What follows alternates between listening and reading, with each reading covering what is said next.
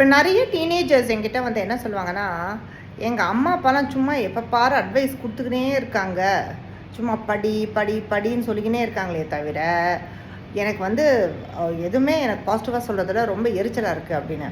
Teenagers கிட்ட ஒன்று சொல்கிறேன், பேரண்ட்ஸ் வந்து படி படி அப்படின்னு சொல்கிறது எதுக்குன்னா, அவங்களுடைய நோக்கத்தை யோசிச்சு பாருங்கள், அவங்க இன்டென்ஷன். அதாவது நீ படித்தனா நீ ஒரு வேலைக்கு போவப்பா, நீ சம்பாதிப்பப்பா, நீ நல்லா இருப்பப்பா, நீ ஏன் புள்ள, அப்போ நான் பக்கத்து வீட்டு பிள்ளைக்கா போய் படி படின்னு சொல்கிறாங்க, உங்ககிட்ட தானே சொல்கிறாங்க. அவங்களுடைய சொல்கிற விதம் அப்படி இருக்கே தவிர அவங்க நோக்கம் அப்படின்றது த சேம். ஸோ பேரண்ட்ஸ் வந்து படி படி படின்னு ஸ்ட்ரெஸ்ஸில் சொல்கிறத இந்த டீனேஜர்ஸ் எப்படி காதில் வாங்குறாங்கன்னா, நீ உருப்படாமல் போக போகிற, நீ வேஸ்ட்டு, நீ ஒன்றுக்கும் லாய்க்கு இல்லாதவன், சும்மா டிவி பார்த்துட்ருக்க, இப்படி அவங்களுக்கு கேட்குது. ஸோ இந்த மிஸ்கம்யூனிகேஷனால தான் பேரண்ட்ஸ்க்கும் டீனேஜர்ஸ்க்கும் எப்போ பாரு பிரச்சனையும் சண்டையும் வந்துட்டுருக்கு.